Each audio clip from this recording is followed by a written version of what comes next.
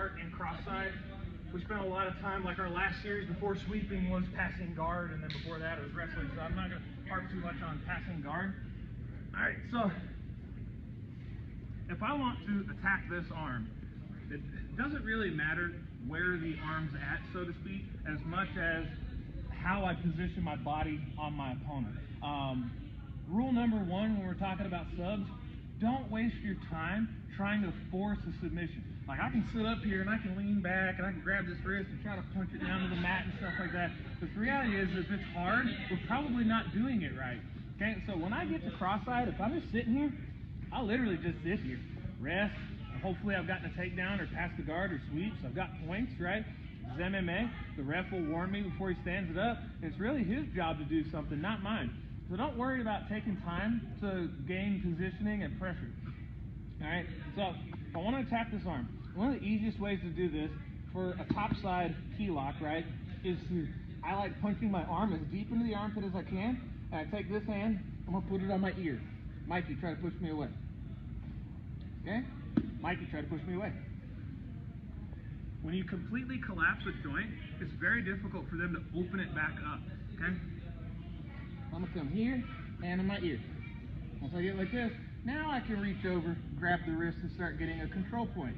But what I like about this is, if you notice, my hand's already set. So I'm going to lean forward, put my forehead on the mat. So I use my body to get his arm down, not just, man, bear, pig strength. The ear, body down. Now all I got to do is this hand that's on my ear, I just Mr. Miyagi wax off, and my arm's set. From here, we just slide our elbow down to the neck.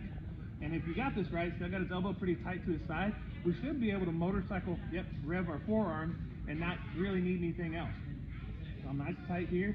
Again, forearm down, we should get attacked. So again, boom. Oh, my hand is under the ear, bring it out, grab, down, Miyagi wax off, ease my, when you guys are doing this, it's very tight, so make sure you ease your arm, your tricep down to their neck, and stay nice and tight, motorcycle rev.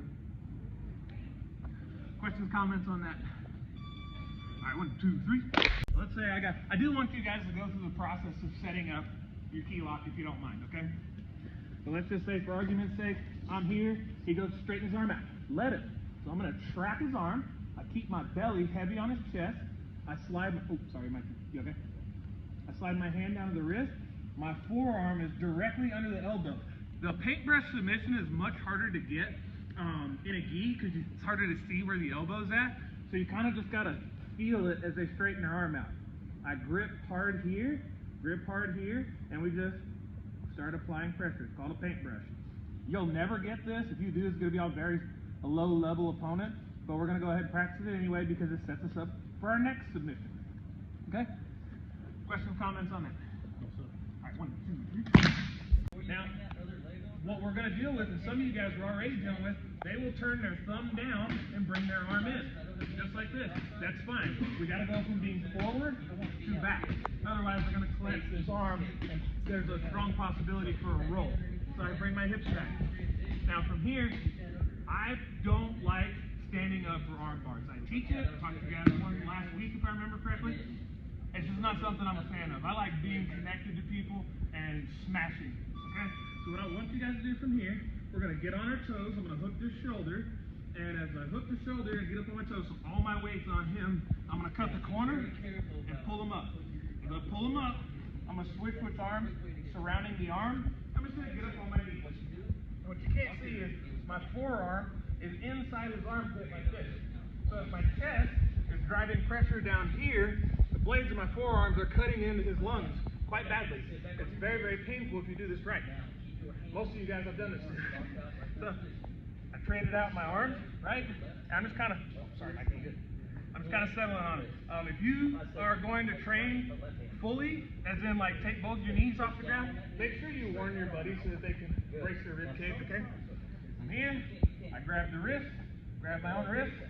I like bringing this leg in and trapping on the arm. My other leg comes up and I stand up with it. Or not stand up with it, but I have it up. I used to do this and sit on the head, and I had a heck of a time like trying to pull this arm out. It is way easier because it kind of gives you like a partial deadlift. So I'm hugged to the arm, and I lift my whole body. Oh, you okay, Mikey?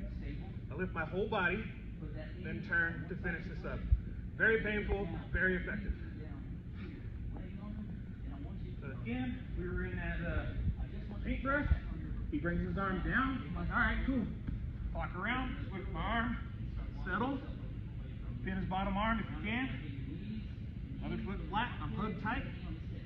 Look straight up, cut the corner. Questions, comments? All right, 1, 2, 3.